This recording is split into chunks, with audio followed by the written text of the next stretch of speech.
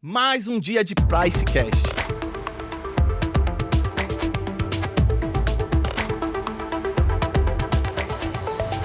Hoje vai ser pancada.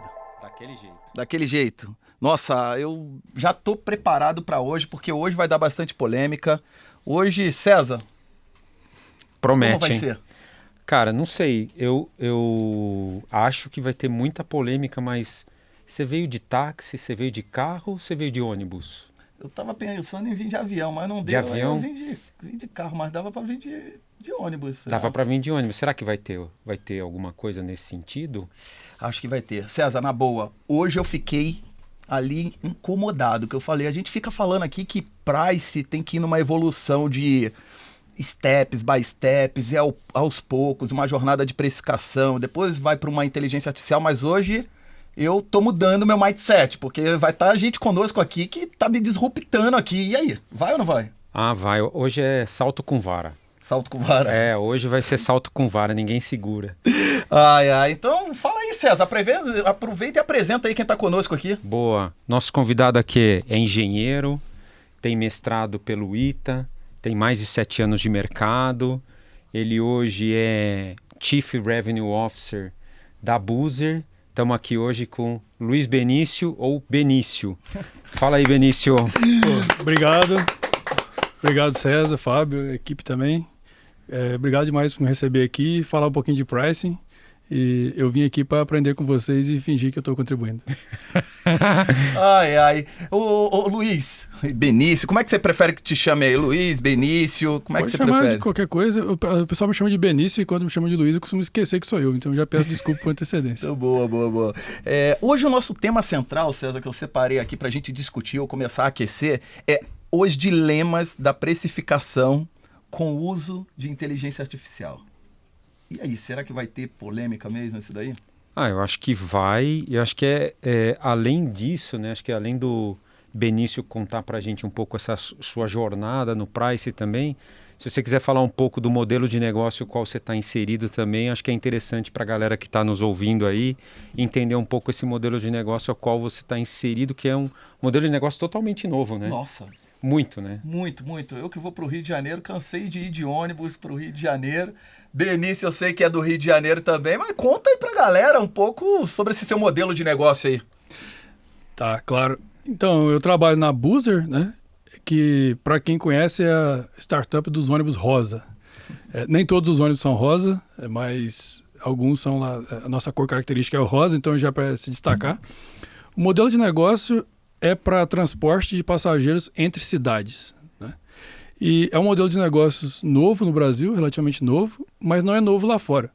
Então, na Europa, tem empresas consolidadas com anos de mercado.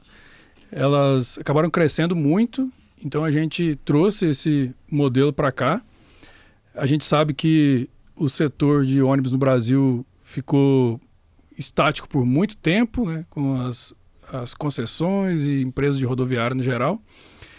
E são poucos grupos que têm o controle de muitas linhas e tal. Então a gente trouxe esse modelo novo que não é idêntico ao modelo que você vê, por exemplo, nas empresas consolidadas de hoje. Ele é um fretamento colaborativo.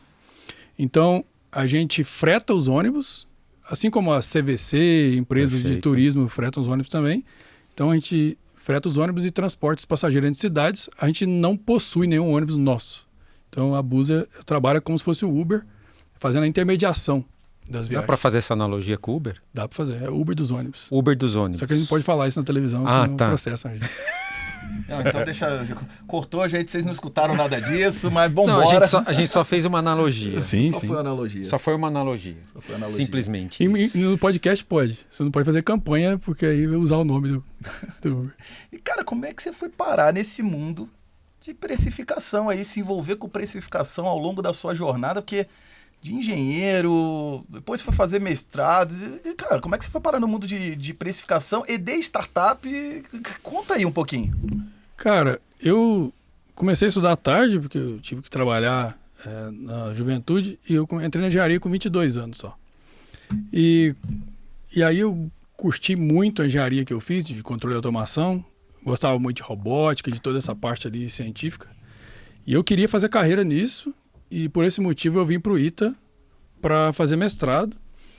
Só que eu fui contraindo dívidas ao longo desse processo, e quando chegou na metade do mestrado eu não conseguia mais me sustentar em São José dos Campos, e aí eu aceitei um convite de um colega meu que fez intercâmbio junto, e entrei na Buser como analista júnior da parte de planejamento de malha, só para conseguir concluir o mestrado e aí arrumar um emprego na área de engenharia. Mas resolvi ficar, porque eu vi que era uma empresa com um potencial imenso, um foguete que estava começando a decolar ali, deu tempo ainda de eu pular.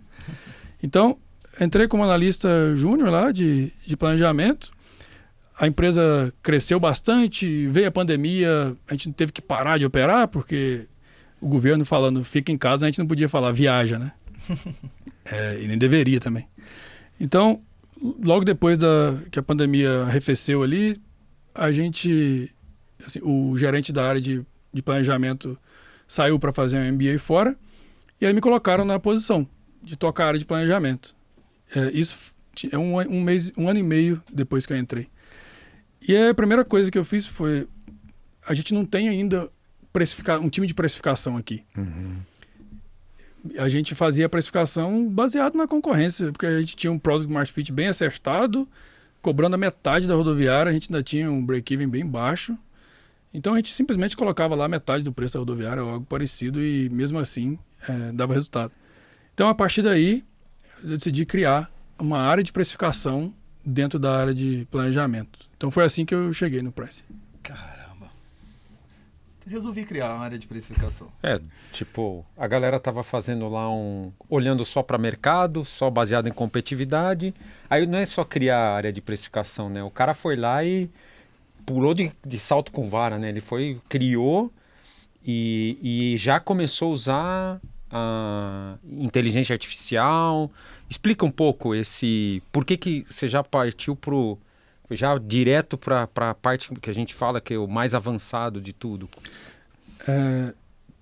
Problemas complexos exigem soluções complexas, né? E o nosso problema de precificação é bem complexo, dadas as características do modelo em si. E uma coisa, por exemplo, que atrapalha bastante a precificação numa empresa de ônibus é que a antecedência de compra é muito baixa. Então, no mercado, quando você considera apenas as OTAs, ou seja, as plataformas que vendem online, 60% das passagens são compradas nas últimas 48 horas. 60%? Caraca. 60%. Muito. Nas últimas 48 horas. Então, é muito bonita aquela história da aviação, da previsibilidade, dos hotéis, que você tem uma curva de previsão e você vai controlando em cima dessa curva, aumentando o preço quando está acima do previsto, baixando o preço quando está abaixo, que é a precificação dinâmica, né?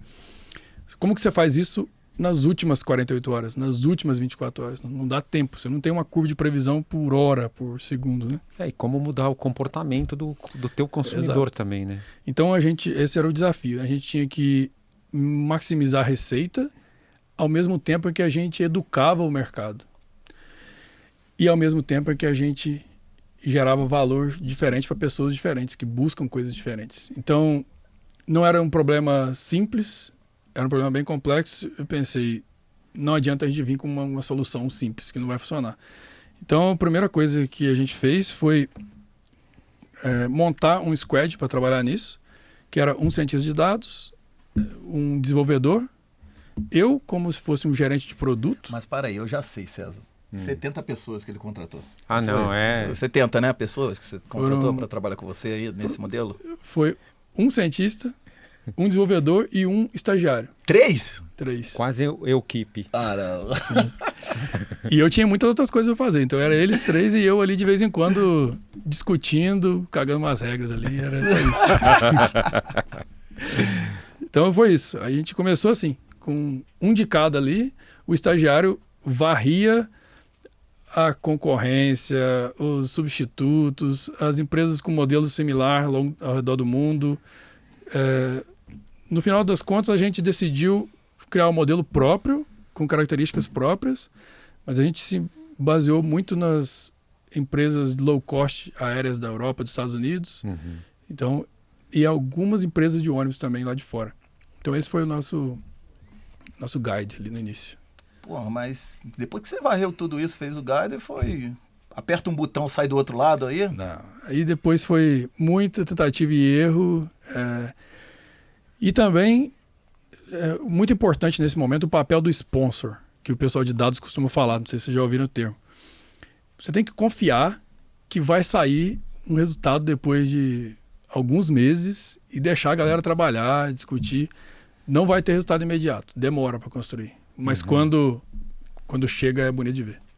Eu vejo todo mundo falando sobre inteligência artificial, sobre uso de machine learning. E uma coisa que eu vejo muito, e que você tocou num ponto, que é sobre o papel do sponsor. E que no final vai sair um resultado. Mas como é que a galera que está ouvindo aqui, que está nos assistindo aqui, pode pensar para iniciar numa jornada, o que é esse resultado tão falado e tão esperado? É já uma assertividade com R2 0.92? O que é? Então, no nosso caso, a gente conseguiu em 1 ano e meio aumentar o ticket médio em 60% com o time de precificação. Então, esse pode ser um dos resultados. A ocupação aumentou 20%. Tem, claro que outras características que interferiram, mas o pricing foi o principal fator decisivo. A gente aumentou a antecedência de compra em 80%. Uau. Antecedência de compra? Uau. Então, a nossa antecedência de compra. No mercado era 60%. Quando a gente mediu inicialmente lá, estava em 56% a nossa. Caramba. Pouquinho, não antecedência de compra, mas quantas pessoas compram nas últimas 48 horas. E depois de 1 ano e meio, a gente estava ali na faixa de 30%. 35% comprando nas últimas 48 horas. E a antecedência de compra em si, que é a média de dias antes da viagem que a pessoa compra, aumentou 80% em 1 ano e meio. Caramba. Muito, muito. E pelo que você falou aqui, vocês também tiveram que entender um pouco de como clusterizar esse tipo de consumidor, né? Esse consumidor, vocês têm... Acho que não dá para pensar em viagens muito longas, porque daí você perde conforto, não tem tempo. Como é que clusteriza esse consumidor e para aumentar essa assertividade que você falou, reduzir esse tempo da compra antecipada, vocês tiveram que entender efetivamente, clusterizar esse consumidor? Como é que foi isso? Sim, a gente estudou bastante o perfil do nosso consumidor e do consumidor médio, no geral. E, basicamente, essa parte do valor foi o que norteou todas as nossas decisões, porque a gente migrou de uma precificação baseada em competição para a precificação baseada em valor. Tem um artigo muito famoso chamado The Elements of Value, os elementos de valor, da Harvard Business School, que toca nesse ponto, faz um paradoxo ali, um paralelo com a pirâmide de Maslow, é bem legal de entender. Mas dá para resumir em 3 principais valores, né? Você pode economizar dor, dinheiro ou tempo para a pessoa. E economizador pode ser traduzido como economizar perrengue também. E aí a gente sempre pensou bastante nesses valores que as empresas conseguem gerar para os consumidores. E a gente fez uma pesquisa lá com os nossos usuários. Muita gente respondendo pesquisa longa. E no final, a empresa que ajudou a gente a fazer a pesquisa clusterizou os usuários em 3 categorias. Tá. Que era praticidade, preço e conforto.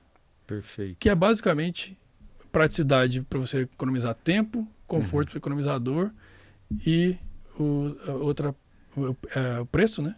Economizar dinheiro. Então, a gente viu que os nossos consumidores poderiam ser clusterizados da mesma forma que na maioria dos setores. E como que você gera valor para pessoas diferentes? Então, o pricing entra aqui, né? E é muito importante nisso, porque você consegue vender com um preço bem mais barato com mais antecedência, porque isso vai te dar uma assertividade maior, você vai conseguir um frete mais barato no nosso caso, então você consegue até fazer uma causa social de inclusão, de acessibilidade, vendendo muito barato com antecedência. E também você vai garantir que na última hora você consegue ainda ter a opção para quem tem uma emergência e precisa viajar, e aí vai pagar mais caro, assim como as aéreas fazem. Então, essa foi a nossa contribuição no setor, porque hoje isso não é só mais na Boozer, já está virando o padrão no mercado no Brasil. Isso que eu ia perguntar, se isso de uma certa forma mudou o comportamento do teu competidor? Muito, Mudou né? completamente. Completamente, né? Você pode buscar na internet várias reportagens sobre o aumento da antecedência de compra, sobre preço dinâmico. Então, é uma tendência que não dá para parar. Ela vai se permear por todos os competidores e a gente tem a vantagem competitiva apenas de ter chegado antes. Mas isso não vai ser mais diferencial daqui a pouco, porque todo mundo está fazendo. Boa, caramba, bem bacana. Mas Benício, ao mesmo tempo, eu sei que você é uma pessoa que conhece bastante, ao mesmo tempo fez um mestrado, e aqui a gente tem um público que está doidinho para aprender.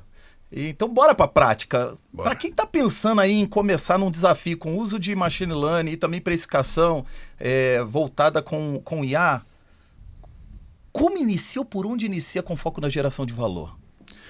Como é que é essa jornada? Para quem está começando, primeiro tem que entender muito de dados. Então não existe usar machine learning ou qualquer outra técnica de AI ou qualquer coisa similar, sem você ter uma compreensão muito profunda dos dados. Então, se você não é um profundo conhecedor dos dados da sua empresa, de todas as características ali, você não vai conseguir fazer nada com machine learning. Eu costumo dizer lá na Boozer que a parte de algoritmo de machine learning é os últimos 5 a 10%. Os 90% antes é pré-processamento de dados, que qualquer analista consegue fazer no Excel, se for preciso. Não, para aí. Porque você falou uma coisa muito importante. Aí, para quem está aqui nos escutando, eu buguei agora. Porque você fala de dados, já deve estar a galera aí falando, não, então eu preciso contratar um fornecedor para ter meus dados estruturados, ir para a nuvem e tal. Mas daqui a pouco você foi lá e mandou um Excel. No final do dia, o que é esses dados assim? Sai correndo, pede um dinheiro e sai contratando um baita, monta um data lake, um data house. Isso, o que é esses dados aí para você? Desmistifica aí. Boa. Essa parte de contratar data lake, contratar engenheiros de dados, tudo isso, é importante para você automatizar os seus processos, mas não é importante na hora de você entender os seus dados. Então, você tem que entender com muita profundidade o que é cada dado e garantir que os dados estão corretos, que os dados são processáveis em termos de algoritmos. Então, se você tem ali um dado que é a variável categórica, por exemplo, é tratado de uma forma. Então, você tem que fazer esse pré-processamento para garantir que esses dados aqui eu consigo colocar no modelo e o modelo produzir um resultado bom. O resultado do modelo vai ser tão bom quanto o pré-processamento que você fez para colocar esses dados dentro do modelo. Então, não adianta você fazer um algoritmo de machine learning muito complexo, muito aprofundado, estado da arte da tecnologia, se você coloca dados incorretos, incompletos, faltando dado importante, ou então qualquer coisa nesse sentido. É o garbage in, garbage out. Né? Então, essa parte aqui é 90%. Você gastar muito tempo aqui para falar. Esses dados aqui, eu tenho certeza que estão corretos. Isso daqui dá para fazer no Excel? Dá para você fazer, no mínimo, um mock-up que a gente fala, né? Que é pegar ali alguns exemplares ali, pega lá, sei lá, alguma quantidade de linhas que você consiga processar no Excel e entenda muito bem aqueles dados. Claro que para processar todos os dados de uma grande organização, você vai precisar de algo muito maior. Mas para você entender, você não precisa começar pelo todo. A gente tem um termo que a gente gosta muito, é que vai para POC. É isso? Exato. Vai para POC? Vai para POC. Vamos fazer uma prova de conceito, né? Vamos testar, né? Porque senão daqui a pouco sai estruturando tudo para depois chegar à conclusão que não serviu para nada. Exato. Eu faço isso sempre lá. O nosso algoritmo de Demand Forecasting, que é o que habilita várias soluções de machine learning da gente, a primeira versão eu fiz no Excel, fingindo que eu era a inteligência artificial e simulando quais decisões elas estariam tomando. E aí, toda vez que eu ia discutir depois com desenvolvedores e cientistas de dados, eu falava, primeiro lê esse mock aqui. E era uma infinidade de linhas que eu fui fazendo. Assim. Mas ali ficava muito claro o que eu queria que o algoritmo fizesse. Depois é só construir um algoritmo que faça aquilo. Não dá para você simplesmente pedir para o algoritmo uma solução mágica sem entender de fato o que você vai colocar e o que você vai retirar daquele modelo. É quase que as regras de negócio, é isso que nós estamos falando? Sim. Esse é um grande desafio, como você insere as regras de negócio dentro do modelo. Porque muitas empresas já existem alguns modelos de decisão, né, e regras de negócio, né? Então não adianta só jogar a estatística, ela vai alucinar, e que não é, na realidade não é alucinar, é que precisava também colocar alguns limites, né, algumas regras de negócio, e que já está na cabeça do squad ou da pessoa mais sênior de negócio que precisa passar isso para o cientista de dados. Mas, voltando nesse tema, fiz lá o meu mockup, lá entendi, escrevi as regras de negócio, tá tudo bonitinho. E aí? Vai para onde depois? Então, primeiro você tem que garantir que funciona num escopo muito pequeno, que a gente fala na startup que é 1, 10, 100. Primeiro você coloca para 1%. Quando tiver bom para 1%, você coloca para 10% e depois para 100%. Claro que 1% você consegue testar com o mockup, consegue testar manualmente no caso de startup. A gente fazia precificação dinâmica lá manualmente, fingia que a gente era o computador, ia lá, mudava de acordo. Pô, 2 pessoas compraram, a gente esperava que uma comprasse. Então vamos aumentar o preço. Então você vê a resposta. E a gente começa a ter, de certa forma, a gente começa a perceber padrões, tipo, a gente tinha o mesmo trecho, São Paulo para o Rio de Janeiro, por exemplo, mas tem um ônibus que sai da Barra Funda, tem um ônibus que sai do Tietê. Pô, é o mesmo preço? Ou se eu cobrar um pouquinho mais caro da Barra Funda, as pessoas ainda vão pagar? Então a gente começa a ver que tem diferenciação. Às vezes a gente tinha lá 2 ônibus saindo de Aparecida. Tinha diferenciação. Tinha diferenciação. Sempre tem. Essa questão da comoditização é um dos mitos do pricing. Porque as pessoas acham que o produto delas são commodity, muitas vezes. E tem um exemplo muito bom que eu gosto de falar disso, que eu acho que eu peguei em algum livro, que é o V-Power, que é um combustível especial da Shell. Que eles lançaram esse combustível especial, cobrando mais caro, e muita gente comprou, o produto foi um sucesso, e eles falavam que tinha melhorias de performance estupendas. E tem estudos da própria Volkswagen, das próprias montadoras, falando que não tem diferença. Mas importa o que você fala, né? Então, assim, eles conseguiram criar uma diferenciação em cima de um produto que é commodity, que é combustível. Então você consegue criar diferenciação em qualquer setor. Essa questão da commodity é só uma desculpa que muitas vezes na área de pricing se dá para não ter como aumentar preço. Tem que ser criativo. Criatividade faz a diferença aí também, né? Muito, muito. Mas no final do dia, poxa, foi lá, estruturou os dados, fez aí o teste, gostei dessa abordagem, 1, 10, 100. Então, assim, começa ali pequeno, depois cria modelos, vai escalando. Depois, como é que bota isso? Cheguei lá no 100, mas como é que bota isso para rodar dentro de uma organização?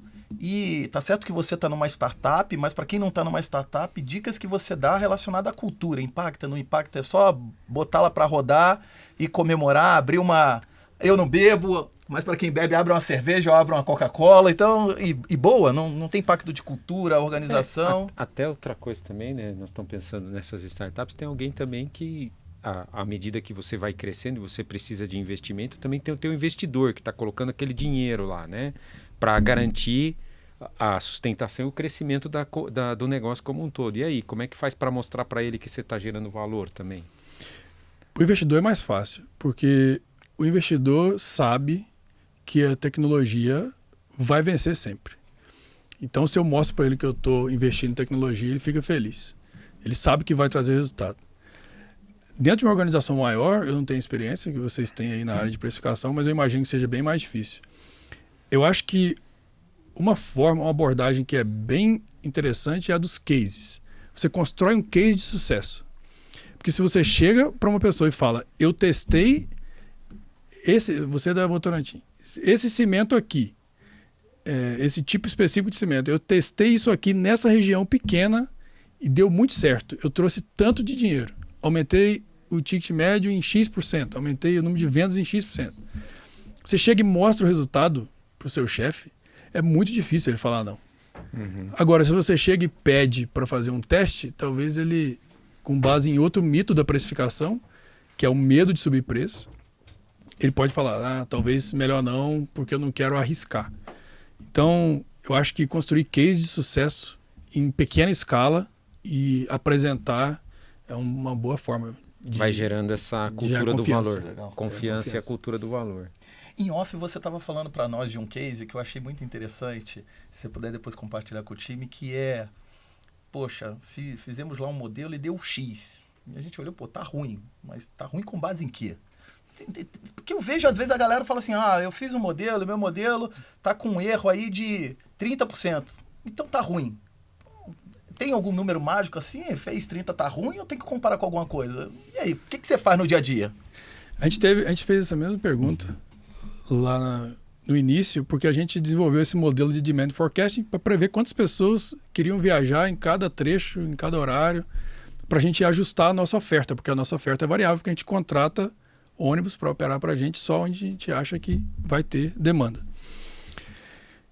E a gente tem analistas que fazem esse dimensionamento da oferta, prevendo quantas pessoas vão viajar. E o primeiro modelo que a gente fez de previsão de demanda, quando eu fui conversar com o time de dados, eles falaram, o erro deu 7 passageiros, 0,8. Então, uma viagem de ônibus, um ônibus geralmente tem 44 assentos, até 50. Ele estava errando 7 passageiros por ônibus, é bastante. Pensei, preciso comparar com o benchmark, que é quanto que os meus analistas hoje estão errando. E eles erravam 8 passageiros. Não, um pouco mais. A gente conseguiu melhorar em 20%. Não sei o número exato aqui que os analistas faziam, mas a primeira versão do algoritmo errava 20% menos do que os próprios analistas. Então, quando você olha pelo número 7, você pensa, nossa, é muito alto. Mas quando você olha para o que estava sendo o benchmark até então, já era uma melhoria de 20%. Só que tem outro porém. A métrica que o pessoal de dados usa para melhorar modelos geralmente tende a penalizar muito o erro para que o algoritmo tente melhorar cada vez mais. Então, a métrica era RMSE, que é o erro médio quadrático. Não era a média de passageiros que a gente errava por viagem. Era o erro médio quadrático. Então, na prática, o erro em módulo era aproximadamente 2 passageiros. Então, em termos de conversar com o negócio, falar de RMSE leva a um entendimento ruim. Então, eu falei, de agora para frente, quando a gente vai falar com o negócio, temos que falar de erro de módulo e não de erro de RMSE. Então, você usa uma métrica para melhorar o seu modelo, mas outra para conversar com o negócio. Então, a gente teve esses desafios lá na Buzer. Legal. Eu vejo muito isso, às vezes. Uma vez conversando com uma pessoa, ela falou assim, não, mas o meu MAPE e o meu WMAPE deu tanto. Aí eu perguntei, né, mas e a área de negócio aí? Como é que vocês medem? Não, a gente mede assim. Eu falei, assim como? É a mesma métrica? É igual? Estamos comparando banana com banana, Perfeito. banana com melancia. Aí quando vai olhar, fala assim, pô, vocês estão falando que um modelo tá ruim, mas esse modelo tá bom.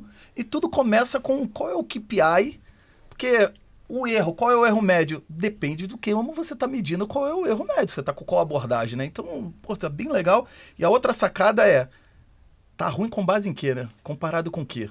E isso, eu desafio aí para quem trabalha com precificação, e eu já vi alguns colegas meus fazerem, faça uma análise aí de causa raiz sua e quantas vezes você acerta, de fato, quando você toma uma decisão manual.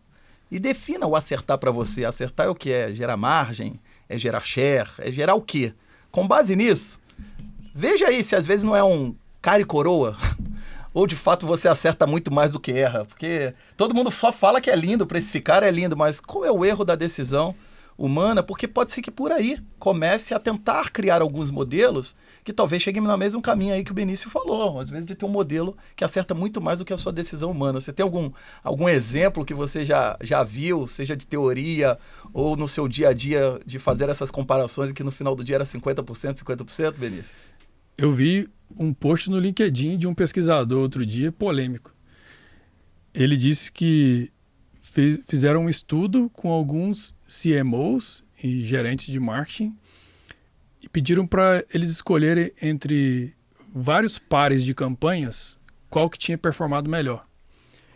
E a taxa de acerto foi 50%.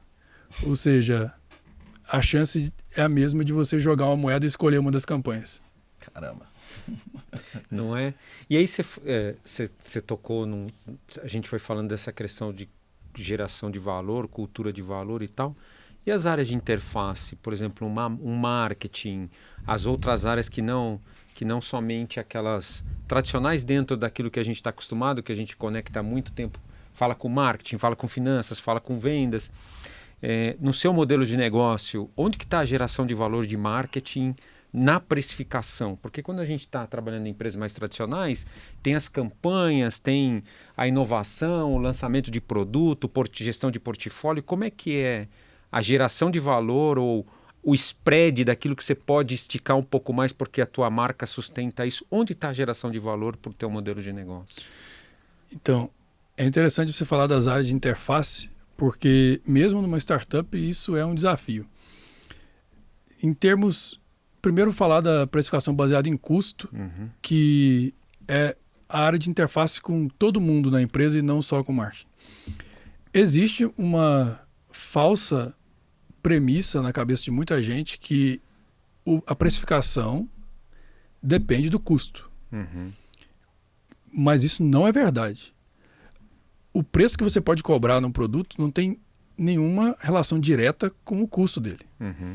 Porque se o seu concorrente tiver a metade do seu custo e fizer o mesmo produto, ele pode cobrar o mesmo preço. Só o valor para ele vai ser maior. Porque para o consumidor só importa o preço final. Só que acontece muito na área de precificação o seguinte: o custo está constante, mas eu estou conseguindo aumentar meu ticket médio. Ninguém fala nada. Está todo mundo feliz. Mas quando o custo sobe e eu não aumento meu ticket médio, no dia seguinte tem alguém me perguntando: o custo subiu, tem que aumentar o preço. Mas não é o fornecedor que determina o preço, é o cliente, é a disposição a pagar do cliente. É a disposição a pagar do cliente menos o preço, que é o valor para ele. Que é o valor para ele, perfeito. Então você tem que comparar valor, daí a precificação baseada em valor. Só que nem todo mundo entende de precificação. Então você tem que blindar o time dessas influências de tentar forçar o aumento de preço quando tem um aumento no custo. Claro que o custo é importante. O custo é importante na sua análise de viabilidade.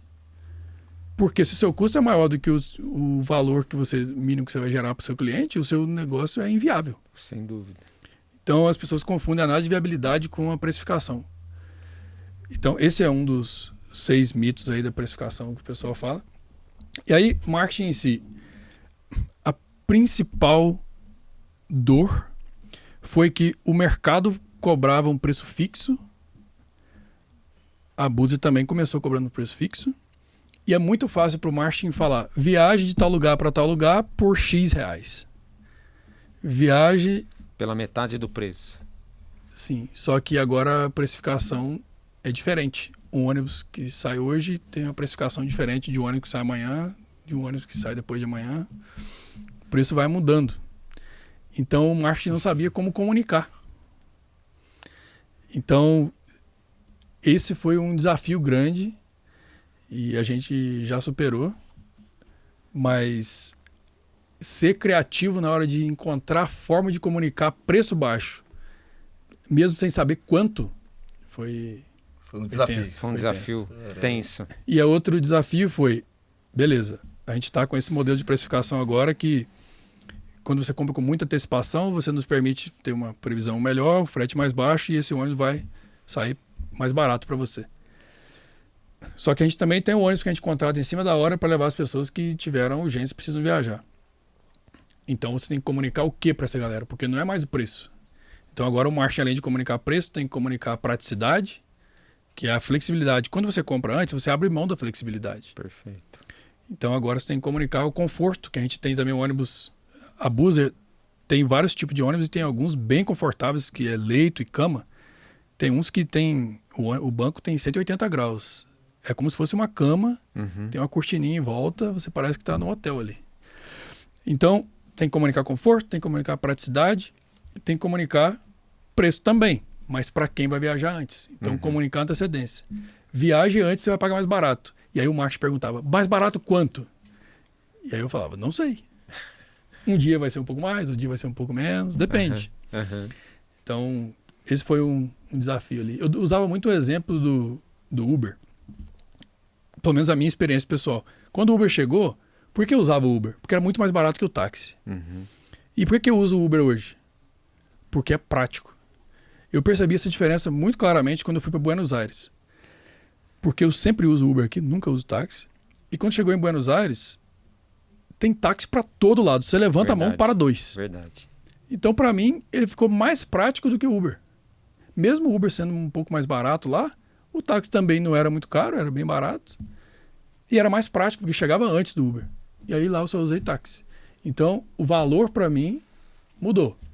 Era o preço e à medida que eu fui crescendo na carreira, o tempo ficou muito mais importante. Então, hoje eu valorizo praticidade. Então, achar essas formas de geração de valor, de comunicar também. essa geração de valor, foi um desafio. E Benício, a gente já está partindo para o fim, mas eu não posso deixar de perguntar a você.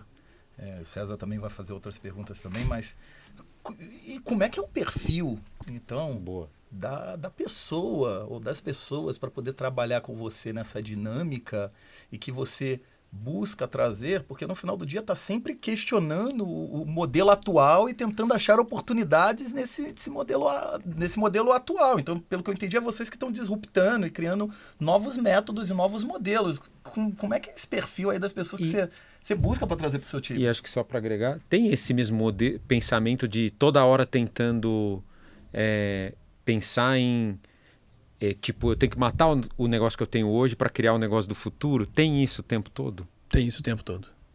E a gente está preocupado com coisas que a gente nem consegue endereçar ainda. Primeiro, sobre o perfil das pessoas. O nosso time de precificação em termos de negócio foi para um caminho de ser quase todo de economistas. Então, o nosso time de precificação é formado basicamente por economistas. E o time de ciência de dados, que apoia, basicamente são pessoas com um background de dados bem forte e alguns formados no ITA, mas algumas pessoas assim com bastante experiência e com muita profundidade na discussão de ciência de dados. Então, basicamente, a principal dica que eu tenho para você montar um time foda de price é que você tem que ter pessoas muito foda com você. Então, eu vou atrás de trazer os melhores pagando mais do que o mercado paga, como é a filosofia da Netflix, de montar time com densidade de talentos muito alta. Então, se você contrata pessoas muito boas, você pode deixar eles na sala que eles vão sair de lá com uma solução muito boa. Então, esse é o primeiro ponto. Sobre a constante disrupção, a gente ainda tem muitos desafios aqui no Brasil. O mercado ainda está se adaptando ao modelo, né? Se acomodando, ainda tem muitos questionamentos político-regulatórios, que a gente tem tido uma série de vitórias aí nos últimos anos. Então, a gente não pode ficar parado. Como eu disse antes, o modelo tradicional se adaptou, está começando a fazer precificação dinâmica, está começando a incentivar a antecedência, assim como a gente fez. Então, a gente está olhando para frente. Tendências principais. A gente tem a geração Z se transformando na maior força de trabalho do ano que vem no mundo.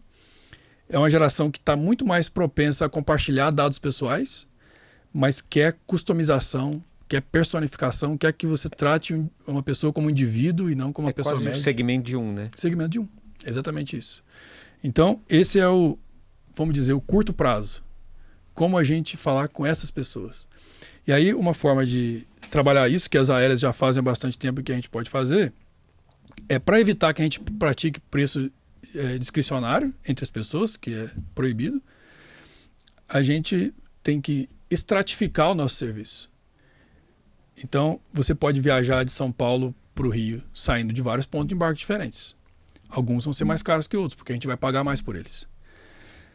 Você pode reservar o seu assento ou não. Então, hoje a gente oferece tanto opções que onde você pode reservar seu assento ou outras que não. Então, você pode comprar um ônibus, uma poltrona leito ou cama com 180 graus, ou você pode comprar uma que inclina só 160 graus. Você pode, daqui a pouco, como se faz na Europa, pagar um pouquinho mais e viajar na frente do ônibus de 2 andares porque a vista é mais bonita. Então você pode pagar para levar mais bagagem. Você pode pagar menos e não levar bagagem. Então a forma de talvez deixar o usuário customizar um pouco mais a viagem dele é um caminho que a gente está seguindo. E outra coisa, um pouco mais de longo prazo, é que a gente está vivendo o boom dos LLMs, dos modelos de linguagem, mas esse ano eu fui para o SXSW, que é um evento de tecnologia o maior do mundo lá nos Estados Unidos, e esse não foi o principal tema da visão de futuro que eu vi no evento. A maior evolução da ciência em 2023 foi na biotecnologia, nem foi na inteligência artificial e nos LLMs em si. Então a principal futurista do mundo, que é a Amy Webb, disse que a gente está vivendo agora um super ciclo tecnológico. Super ciclo é um termo da economia para se referir a momentos como a Revolução Industrial, como a internet. E agora a gente tem a biotecnologia, internet das coisas e inteligência artificial, inteligência artificial, internet das coisas e biotecnologia juntas. E isso vai mudar muito a forma que a gente vai viver. A gente está na geração de transição. E aí eu quero dar um exemplo do pricing, que eu acho interessante. Boa. Que é como pode ser o pricing no futuro. Segundo essa futurista, a gente vai caminhar para Large Action Models, modelos que vão prever quais são as nossas ações. Então você tem, por exemplo, hoje já o Apple Vision Pro, que você já está conectado. Então, ele já consegue detectar ali a sua pupila, o seu olho, e você navega com o olho, né? Um caso interessante, a pupila da gente reage antes da gente pensar em alguma coisa. Então, imagina, a gente vai ter wearables e todos esses aparatos tecnológicos, eles vão conseguir saber o que a gente vai pensar em seguida, pela reação da pupila. Então imagina que você está com isso, você entra no site para comprar uma passagem de avião. Cara, é muito louco tudo isso. Você entra no site para comprar uma passagem aérea e ele pode, talvez no futuro próximo, fazer 100 testes AB com preços diferentes e ver a reação da sua pupila a cada um deles e ver qual que você vai comprar. O negócio é usar óculos escuros mesmo. Cara, é muito louco isso, Benício. Você tá brincando que nós vamos para isso.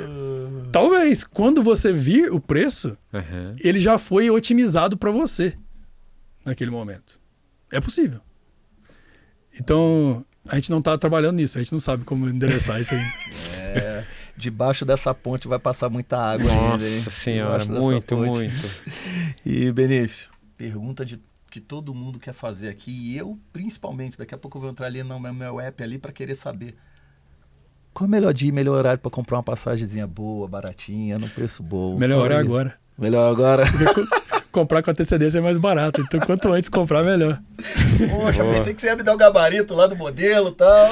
Mas esse é o gabarito. Compra antes. Compra antes. A gente tenta não baixar o preço nunca. Então, fiquem cientes. Compra antes. Compra antes. Pra quem tá pensando em viajar aí, já vou comprar uma passagem lá pro Rio de Janeiro, já vou comprar antes. Pois eu tô pensando em ir pra São Carlos, acho que eu vou comprar antes também. É isso, compra antes.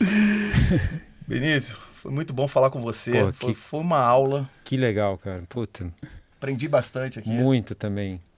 Não, eu tô bugado já. Com essa última parte aqui, eu buguei já. César, eu não vou conseguir terminar sem te perguntar. E aí? Inteligência artificial, vai ou não vai? Cara, com tudo que você falou, com certeza vai, né, cara? A gente só tem que... Eu fico muito preocupado no como, sabe? Como a gente usa, né? Como a gente transforma o negócio com isso da maneira adequada, sabe? Respeitando algumas questões que acho que a gente tem que pensar um pouco na regulação dos mercados, no pensamento sobre proteção do consumidor. Eu fico pensando nisso tudo e fico aflito, às vezes, com algumas coisas, mas, cara, é impressionante para onde está indo tudo, né? E conhecendo com profundidade, é possível fazer muita coisa errada no pricing. Então, a regulação com certeza tem que estar aí para que a gente não seja prejudicado por concorrentes praticando práticas predatórias. Perfeito. E como eu já falei aqui também, existe 3 grandes jornadas. A jornada de quem está querendo vender as soluções tecnológicas, a jornada do próprio profissional também, que está vendo esse hype, está vendo várias coisas e quer utilizar, e a jornada da própria empresa. Então, o que eu acho muito bacana de tudo que o Benício falou aqui é que começou usando com um objetivo muito claro.